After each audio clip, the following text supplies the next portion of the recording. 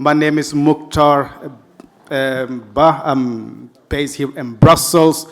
I'm a member of the diaspora that the gentleman from the previous panel was discussing about, and I hope to contribute also to enhancing, let's say, the quality of what the word diaspora means. So that's what I'm trying to, okay, there are the slides, so let's start with, so you can see the Brussels Africa Hub is an international non-profit organization which I have, let's say, the honor to be a co-founder and a president. I see also one of my co-founders here in the room, Annie Mutamba. She's actually the small story because we do not have much time. So the Brussels Africa Hub has been founded by mainly people active in the banking and the finance industry from the diaspora. And Annie, she's the only one who's not from the banking and the finance industry, but she's the expert of the European institutions, which is two panels earlier was talking about the global gateway. So, I mean, we talk about money. So we are talking about a lot of money, 150 billion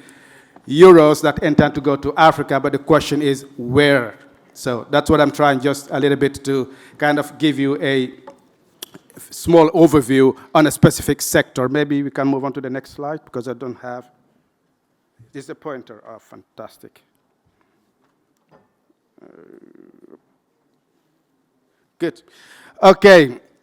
So you can already see there what the Brussels Africa Hub is all about. So we focus ourselves mainly on one specific element, which is truly the flow of capital between Europe and Africa and vice versa.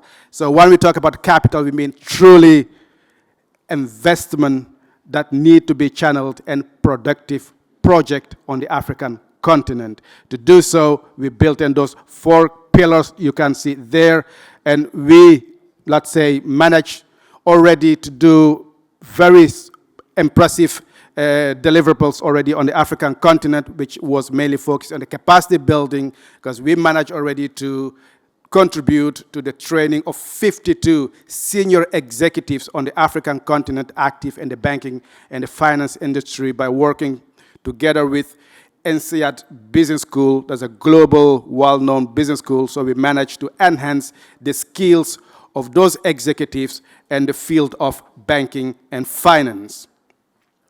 Now, here, so actually I would like to walk you through, take you to Southeast Asia, because why Southeast Asia? Because the current situation that Southeast Asia is going through at this moment is what Africa will be going through, let's say, not tomorrow, but within a few hours, if I can say so. Now, the country is called Indonesia. So the previous panel was talking about democratically elected leaders.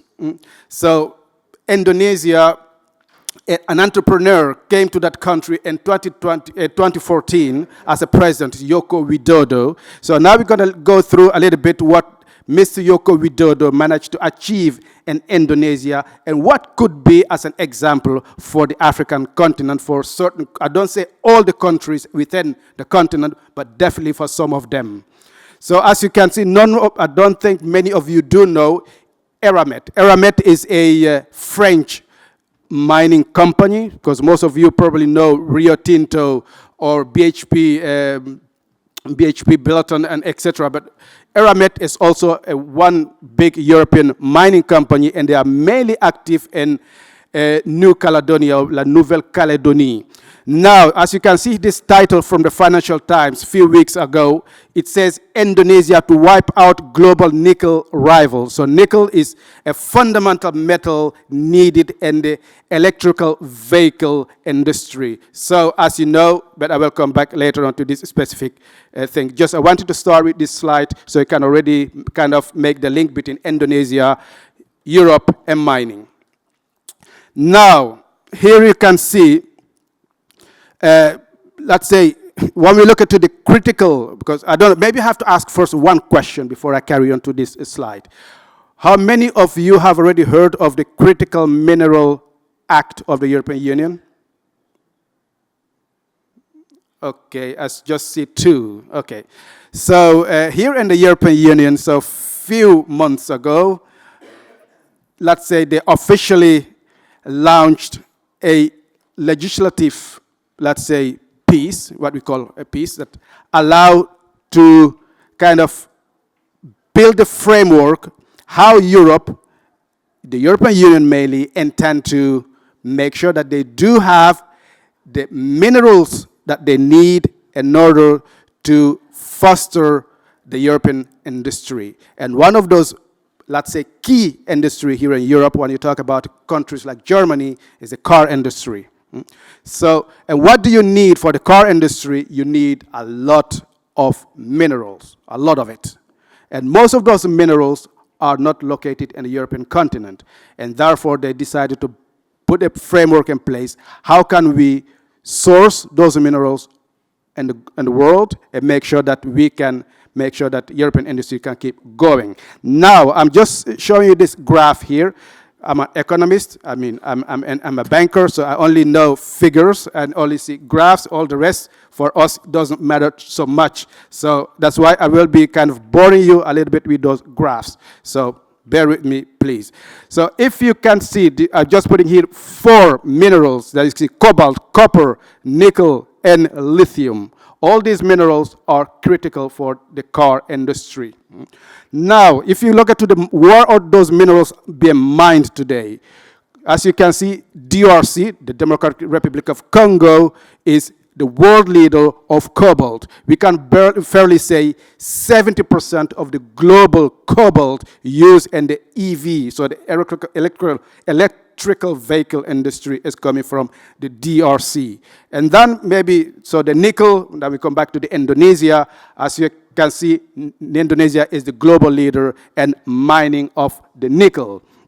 And then if I go to the next slide, so the previous slide I just showed you where those minerals are being mined.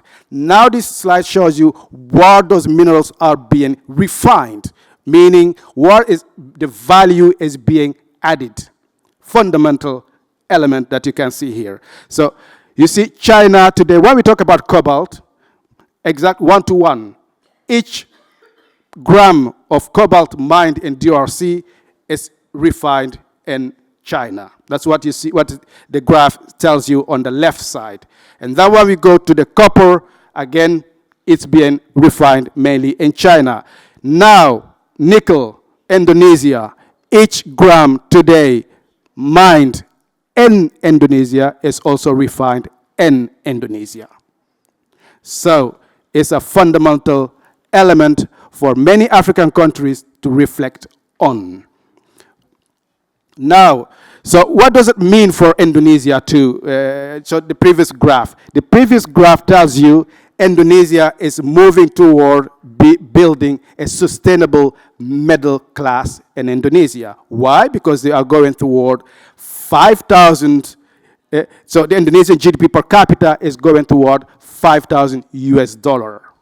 So that's a phenomenal achievement. And why? Because again, so we have Mr. Joko Widodo. He came to power in 2014, and the first act he took, he said, now is mining fine, exporting raw materials done. So as from now on, no single gram of nickel, bauxite is and cobalt as well is not leaving the country without being refined. And as I can tell you today, in Indonesia, they have already started producing locally manufactured electrical vehicles. That's what's going on at this moment in Indonesia. And the projection by 2030, over 600,000 electrical vehicles will be manufactured in Indonesia. And you will see in the next slide, who are these guys who are doing so. As you can see, let's say, before it was mainly the Chinese companies and some European companies that were mining those minerals and exporting them, so those raw materials, exporting them and source and refining them outside Indonesia. And today, by 2023, as you can see, so Chinese companies, Singaporean companies, even US and Dutch companies, they are all today investing locally, not only to mine, but to refine, but also to manufacture the finished goods that the global market needs. That's what's going on at this moment in Indonesia. So it's no more mining and shipping out. No, it's mining, transforming, meaning the entire value chain is being localized within Indonesia as we speak today. Now, what does mean? Why they achieved that? Because a fundamental, because you can say all stuff that you want to say. No, you can mine, but you cannot ship. But as a country, you need to invest. And what do you need to invest into? An infrastructure. So Mr. Joko Widodo has been heavily investing in local infrastructure. As you can see, by 2014, it was around local, let's say, in local currency and rupiah, but I will say the word in US dollar because I did a conversion. Around 10 billion US dollar was allocated to local infrastructure. Today, we are around almost 50 billion US dollar being invested in local infrastructure. So first, as a country, you need to invest in your infrastructure and have a clear plan in investing in your infrastructure, and then make sure that you be part of the local and the global supply chain and localize that supply chain. Now I go back to my country of origin. I'm from Guinea-Conakry. That's where I'm born, but I grew up here in Belgium and at the Flemish-speaking side of Belgium. So what you can see today, the biggest iron ore on the globe, I'm talking about on global scale, the biggest iron ore project in the world today is happening in Guinea-Conakry, not far away from the border with Liberia. So, and how they are doing it, so let's say, as you can see, who owned that mine is mainly, so Rio Tinto, Simfer is a company owned bit more than 50% by Rio Tinto, but the next one is a Chinese company, and then another one, so let's say, in a nutshell, owned by mainly Chinese companies.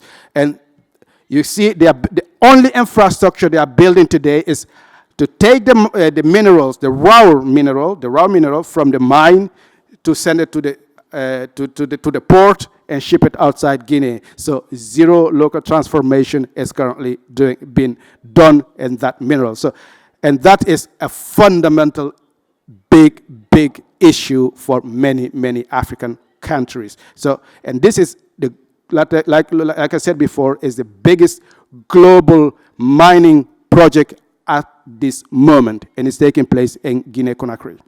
Then next, so this slide's coming from, let's say, the first panel today. They were talking about the Global Gateway. So this is a project of the Global Gateway, and it's a project in the Democratic Republic Congo and Zambia. And what you see, so the green, let's say, line, the dotted line is the copper belt, and the blue one, non-dotted line, is actually the cobalt belt. So what you can see here, again, infrastructure is being built to ship raw cobalt, raw copper outside the African continent. So one asks the question, all the leaders of the African continent should go to, let's say, at least spend few days with Mr. Joko Widodo, or go to let's say, a class that Mr. Joko Widodo will be lecturing in order for them to understand how Mr. Joko Widodo achieved within 10 years. So, from 2014 to 2024, because now he passed his mandate to the new president, and that also committed to continue his policy. So what we see here is a fundamental. Africa has what the world needs. The world needs Africa, but Africa is forgetting itself most probably in this concrete case. Looking at it from financial perspective again, because I'm a banker, I'm only interested in the figures. So as you can see here, I will leave you with these slides. So thank you very much for your attention.